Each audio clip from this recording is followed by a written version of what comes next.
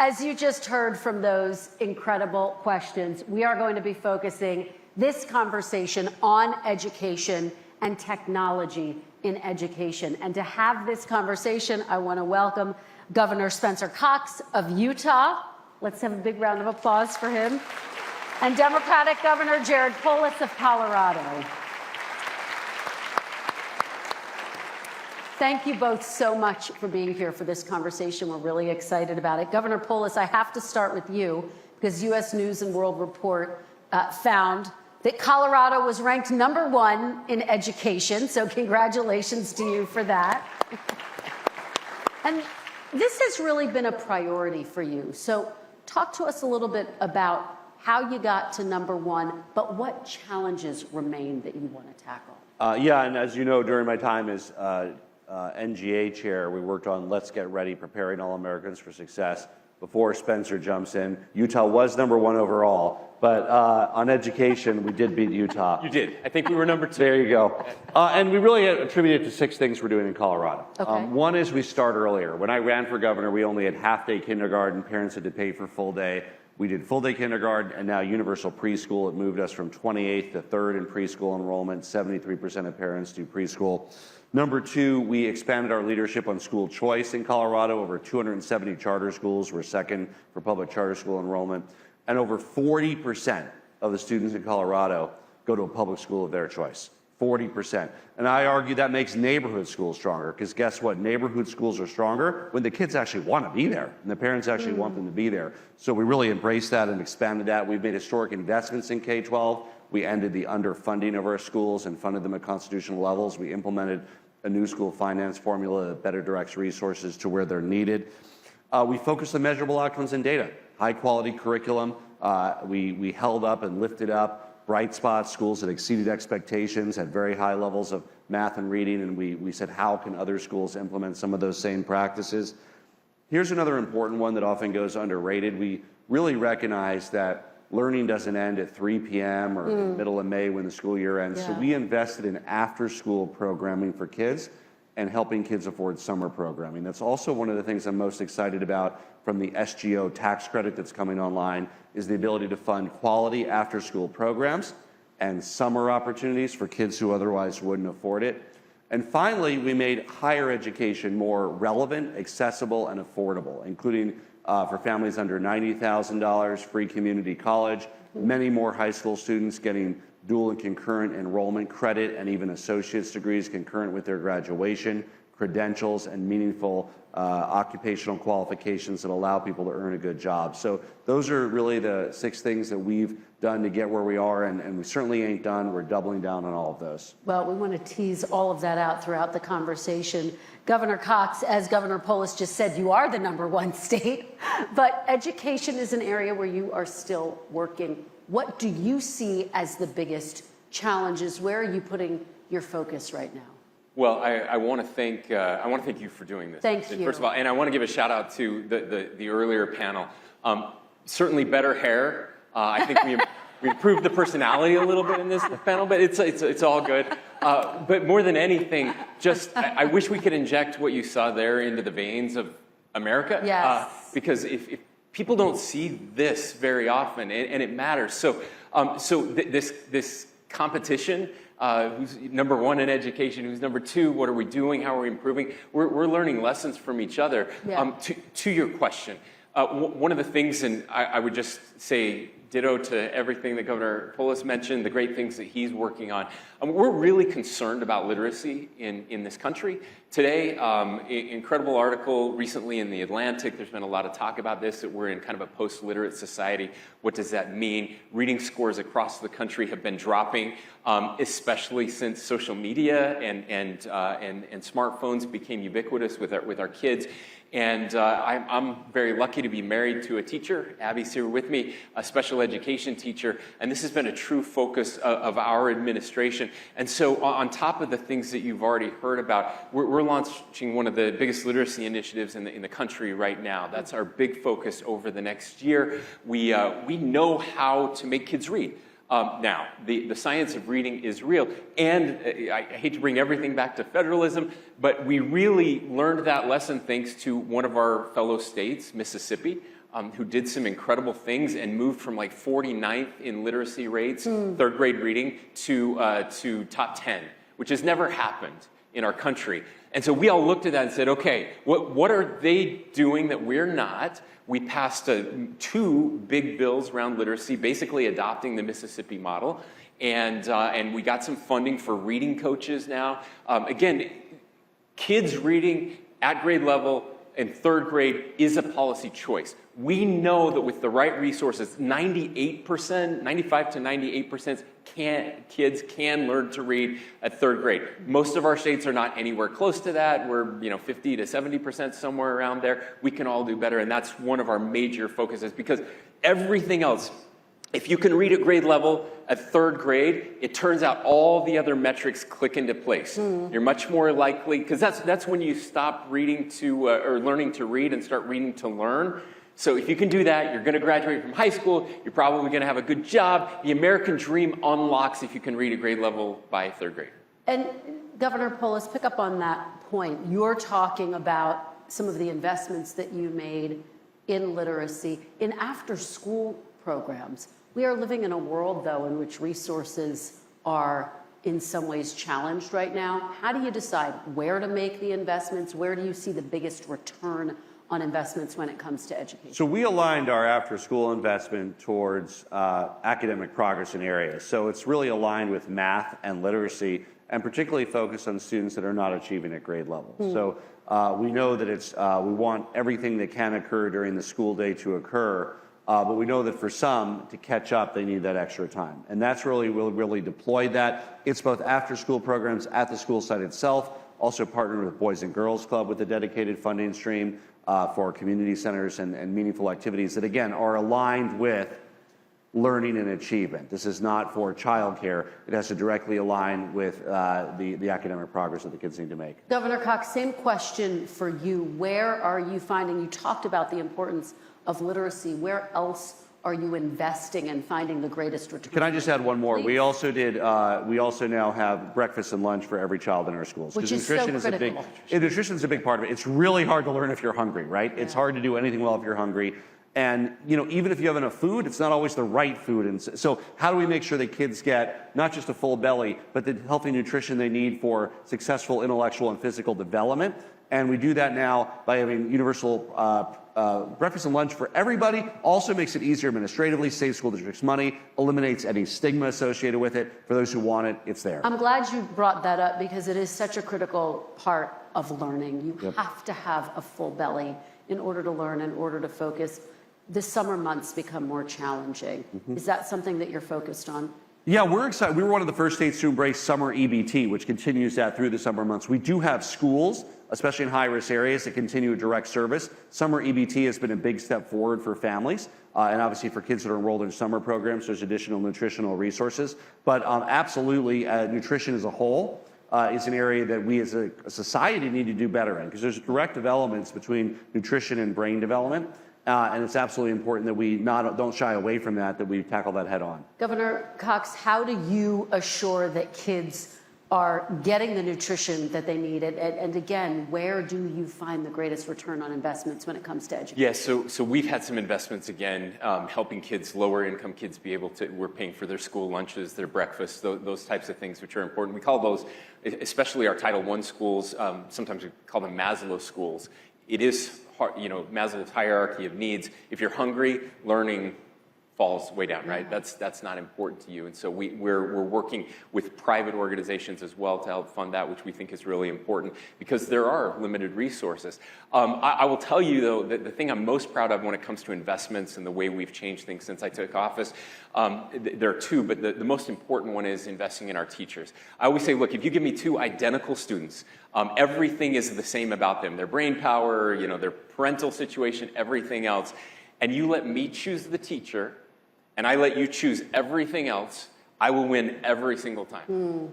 I just believe that the teacher is the most important part of that entire education system. You've seen it. You all know this. I mean, our kids in high school, we all knew who the good teachers were, who the bad teachers were. The kids knew it. The teachers knew it. Everyone knew that. And if you had the right teacher, they can make even the kid that struggles the most become the best possible student. And so we decided that we were going to invest in our teachers, and we gave our teachers the largest raise in our state's history. We went from 35th, 36th in the nation for teacher pay up to top 10, now #1 in the region, and we're really proud of that. It's helping us retain the best teachers, which is really important. We were losing far too many of our great teachers, and attract new teachers who maybe wanted to be a teacher but couldn't afford to do it, so they went somewhere else. Now we're getting the very best, and that's going to help kids for generations. Governor Polis, let's go back to your Let's Get Ready initiative. You did start this when you were chair of the National Governors Association. Flesh that out a little bit, because you worked with the other governors on that as well. How have you pushed that forward? And Governor Cox, I'd love for you to weigh in as well. So first of all, the highlight, let's get ready. Let's get ready at the individual level for student success. But the aggregate of student success is economic success for a state and for our country.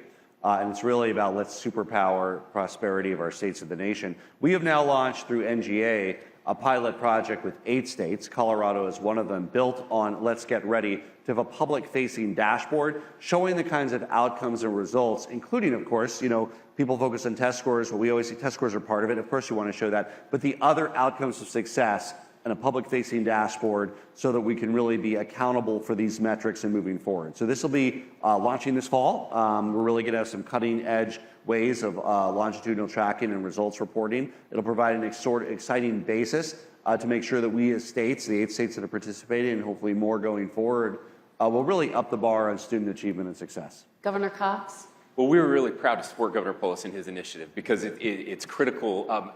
We talked about the money piece of this, and so often we think if we just throw more money at it, we'll get a better outcome. And that's just not that simple. Not true, right? Yeah. I mean, again, Mississippi versus California are 2 really good arguments. They spend less per capita by far. California's spending more, but the reading scores went the opposite way because you've got to spend it in the right ways. So these measurements and metrics and accountability pieces that Governor Polis is focused on is really important, and we're learning and implementing those as well. One of the other things that we focused on, and the last panel already took it, so I'm not going to do it, but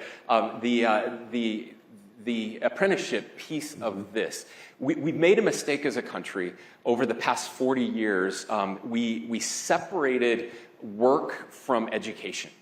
To our detriment. We built this model where education is the thing you do for the first 20+ years of your life, and then work is what you do afterwards. The modern economy does not support that.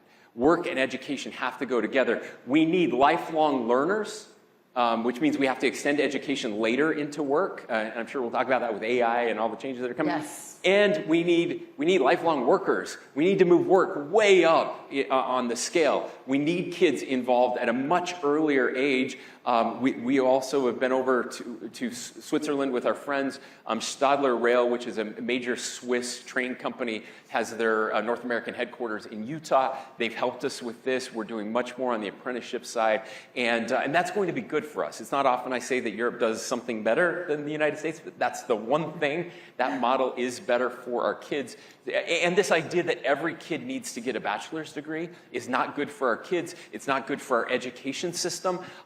Some do, some don't, and we shouldn't have this stigma that I hate it when I ask a parent, hey, what's your kid doing? They're just graduating from high school, and they kind of get embarrassed, and they're like, oh, well, they're going to a trade or tech college instead of the University of Utah. I'm like, you should brag about that. Like, the best jobs right now are plumbers, our electricians. We desperately need these, and you should never be embarrassed. You should be celebrating that. There should be no stigma. We should celebrate all routes to success. There's a second thing Europe does better, Spencer. I'm sure you'll agree, and that's foreign language instruction. Yeah. So in America, America, I'll disagree because I get to brag about Utah, but go ahead. In America, we generally do this at the high school level. In Europe, they generally are fluent in a second language by the time they're done with 5th grade. A simple matter of brain science. We should it's wasted hours in many cases in high school. I mean, how many friends have you said, oh, do you speak any foreign language? Well, I took, French or Spanish in high school for 3 years, but I don't speak a word of it. That's like a very common thing in this country. Right. It's a waste of time. You should, and obviously some kids you can and learn foreign languages as an adult in high school, but for goodness sakes, we have dual immersion in French and Spanish and German and Russian and Chinese schools. Every kid is fluent in the language by 5th grade. That's what we should do. And if you want to start a 3rd language in high school or develop your academic proficiency in your 2nd language, that's when you do it. But we really need to shift towards that European model of preparing kids with a 2nd language during elementary school. And we did that 21 years ago in Utah. We have the largest dual immersion program in the country in those major languages. Almost every kid who wants to in 1st grade gets all the way from 1st grade to high school, a half day of instruction in the foreign language, so half in English, the other half in Spanish, French, Chinese, German. And you lead the country in that. And those teachers can't be just Americans who speak the language. They're actually, that has to be their native language. And it's incredible. They're all fluent by middle school, and it makes a huge difference. I'm so glad that you're bringing up both of these issues, Governor Polis. Part of what you're describing, though, is a little bit of a paradigm shift in how we as a society think about education, both when it comes to apprenticeships and when it comes to language. So how do you expand this beyond Colorado, beyond Utah, so that the entire country thinks about apprenticeships as something to be valued and pursued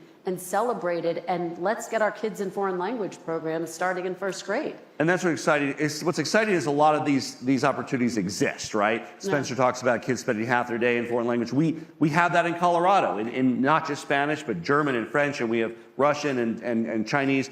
But they're not universal. They're not everybody. For most of the kids in Colorado even, and certainly across the country, they are getting, maybe 1 hour of nominal foreign language exposure or culture, or a couple hours a week as a kid, and they don't begin the earnest work of that till high school. Apprenticeships, we've scaled them up several times. We now have a tax credit that incentivizes companies to get at the table, because we know there's a little bit of out-of-pocket cost those first couple of years. They recognize the benefit, it sells itself, but how do we get them to the table? So we've gotten advanced tech and advanced manufacturing companies at the table. We've modeled our behavior as a state. We're taking on apprentices in our agencies so that high schoolers are able to learn the work that the state does in different areas.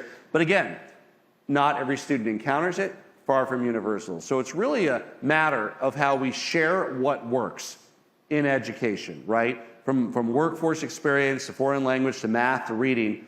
And then what can sometimes be even harder in education is change what doesn't work. So expand and replicate what works, and when something isn't working, have the moral courage to get in and end it or change it. So a big part of, and we talked about this in the first panel, of our educational system right now, one of the hardest questions is how to grapple with, how to incorporate AI and social media, quite frankly. So I want to tackle both of them. I'm a mom of 2. I have little kids, but I spend a lot of time thinking about this. Governor Cox, how can schools both integrate AI so that our young people are learning lessons so that they can be competitive when they are in the workforce, and at the same time not suffering the downside, the negative aspects of AI? Yeah, so this is something that we've talked a lot about, thought a lot about. Sometimes he and I have argued about this, but we care deeply about our kids. I know we all want the best for our children, and I just think that the data, the research now is just overwhelmingly compelling that we have over-indexed on screens, that it's not good for our kids. In fact, it's terrible for their mental health, anxiety, depression, self-harm, skyrocketed in 2012. I mean, all of the bad stuff, as you go back, started around 2012. And that's when social media, smartphones, we started giving them to our kids way too early. Not just that, but just the technology in the classroom, one-to-one devices, giving our kids that. I mean, we got kids in 1st grade that are supposed to be learning on a Chromebook, and they're, somehow they're playing Minecraft. Like this is happening all across the country. So we were the first state to take action to hold social media accountable. social media companies accountable, working to get phones out of the classroom. Now, many states, the majority of states, have now gotten cell phones out of the classroom. Bell to bell, we know, is the better plan. Again, many of the states have been able to do that. That's really important. When it comes to AI, I think Governor Stitt hit the nail on the head. He said it earlier, and this is where our focus is too. Having AI in the classroom for kids is not good. All of the time. Now, they need to learn how to use these tools, and I actually think that going back to an older model of having a computer lab, something where once a day or a few times a week where you go in and you focus on those tools and then you go back out and you start learning again the old-fashioned way, because we know this, that again, if you learn the same thing on a screen versus having to write it out or read it the old-fashioned way, you don't retain the same way. You retain much better the old way. So doing that, making sure they learn the tools, but here's where it does matter. AI has the ability to help our teachers have a real leap forward, and they should have those tools, that individualized learning piece. It's impossible for a teacher to really dive in and grade 30 papers in an evening. It just doesn't work that way, but AI can really help with that and get the feedback that they need and enhance the ability of our teachers. So that's how we're looking at it. Let's not be afraid of it. Let's use it in the right ways. Let's make sure all of our kids know how to use these tools, because they're going to need to. But let's make sure that the computers are working for us and not the other way around. How do you see it, and how are you addressing these challenges? And is a computer lab where you have a designated period every day the right way to address this? You know, this is the biggest discussion in tables around this country, how AI is affecting every sector, right? Architects are saying, how's it affecting architecture? Accountants are saying, how's it affecting reporting, right? I mean, so education is no different. How's it affecting education, right? And just like all those other fields, there's excitement, right? At the same time as apprehension. So excitement, oh my gosh, I can tailor a lesson to my student's individual learning style. I can say, I'm a visual learner. Can you prepare this lesson for me? Can you learn AI? I mean, it's for learners of all ages, not just students. The apprehension piece, how do we make sure there's not cheating, shortcuts, that you develop a deep understanding of things? So these are things that are being wrestled with in every profession there is, right? Even in politics, right? But education is no different. And I think it's very important that we devote that thought power to both the opportunities and the shortfalls that exist in a dynamic basis with regards to the utilization of AI. Is there a risk in over-regulation? I spoke with someone in the AI field who said, look, it has the capacity to cure cancer, and at the same time has the capacity to do incredible harm. How do you see the regulations more broadly? Yeah, I mean, I think that we need to have a light touch with regard to regulation, and we need to do it at a national level. And that's almost the more important thing. If you do it at the state level, you have 50 different systems. That's a very good way of locking incumbents in and preventing any new startup or new consumer benefit from coming online. The big companies of the world that are involved with AI will be able to do 50 state compliance, but in many ways it entrenches them. So whatever protections you have, and I think we need baseline protections, we need to make sure we do that as a country. So I really think it falls upon Congress to do a reasonable thing to protect the security and safety of the American people. Governor Cox, I want you to weigh in. And we have talked before when we were focused on a segment on mental health on Meet the Press about the impact of social media on mental health, on our kids, on their education, their capacity to learn. Governor Cox, talk a little bit about age-based social media bans, is what I'm trying to say. You favor them. Where's the cutoff, though? Yeah, so I do favor them, and in lieu of those things happening, you know, we passed some other laws as well that there should be age-based gating and kids accounts. They should be very different. We become way too overprotective in the real world and way too underprotective in the virtual world, and it's causing serious harm. The thing we passed, I mean, that law's on hold right now as lawsuits are moving forward, unfortunately. But these companies who are destroying our kids, they knew about it from leaks we've seen, Meta, others especially, knew what they were doing. They knew the harm they were causing, and they hid it from us, just like the tobacco companies did in the 50s and 60s, just like the opioid companies did in the 90s and the early 2000s. It's the same playbook with these guys, and they're going to sue and continue to harm our kids. All we're saying is turn off the most addictive features. If we're gonna allow that, you don't need the endless scrolling. You don't need the constant notifications that are keeping our kids up all night. And the algorithms, to me, are the worst part of all of this. The algorithms, we've seen them. They're proprietary. Look, I don't think social media companies should be held accountable for what other people post, for what people put on those platforms. But if your algorithm is feeding that garbage to my kid, then you should be responsible for that. And fortunately, courts are starting to hold them accountable for that. And we're seeing these verdicts that are huge, and there's going to be more of them. And I welcome them until they get their act together and start again treating kids the way we should be able to protect our kids. That's going to happen. So yes, I think there's an opportunity for us. Parents should have much more control over what their kids do and see on these platforms. We've got to get back to just a rational, common sense approach. So this is an area, Spencer and I have some disagreements. I agree with the last piece. He said parents should have more. I favor a more parent-centric approach, family-centric approach than a government-centric approach, because there's different parenting styles.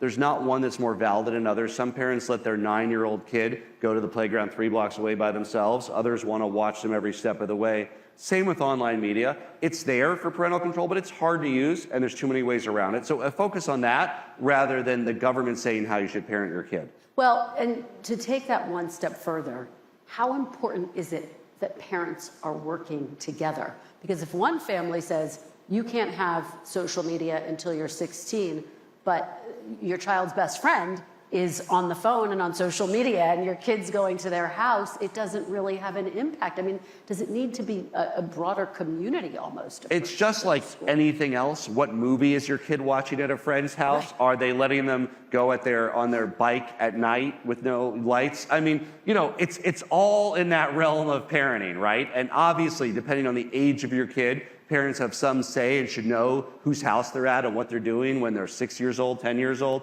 Realistically, when they're 15, 16, they're probably going to be at someone's house sometime, and the parent might know it. But it depends on your parenting style. So again, I put this in the realm of parents and family, not government. And social media is just one of those many things that is both a risk and has positive factors, just like being on a bike or going to the store alone or what movies they're watching. Governor Cox, how big of a role? I mean, obviously parents play a huge role, Sure. but how do you see that balance? Yeah, no. Look, parenting is critical to all of this, and we have a collective action problem.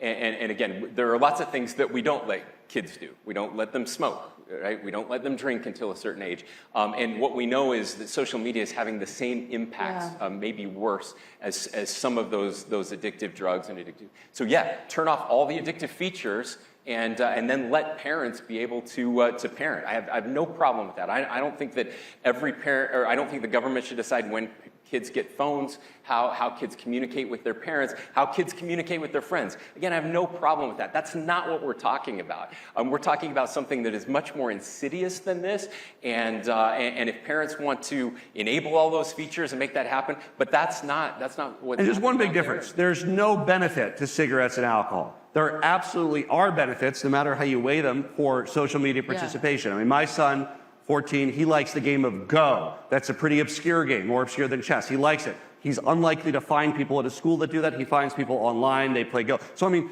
it's a little different than these other things. It's not that it's without its risk, but it also has its benefits to be able to reach out to communities across the country and across the world. Well, you take me to my final question perfectly, which is I want you both to speak personally now. You are both dads. Governor Cox, how does being a father impact how you approach education in the state of Utah? Yeah, well, look, it's everything, right? And it's not just education. You asked the last panel what surprises them the most about their job, and I will tell you that one of the things that surprised me most is I get to be in a room full of just some of the very best people on earth. And I hate today that we've become so cynical of government and politics because there are some bad actors out there, but we assume that everyone's on the take, everybody's making decisions for personal gain. That is not true. As I look around this room, Republican, Democrat, I don't care what that R or D is after their name. We all got into these jobs because we have kids and because we care about our families and because we want the best for the next generation. This 250-year anniversary that we're celebrating the American dream, we're doing this because we love our kids and our grandkids, and we want them to be better off than we are today. And it's a huge sacrifice, and I'm so proud. We have a lot of these guys who aren't going to be with us after 6 months. They're termed out. They're not running again.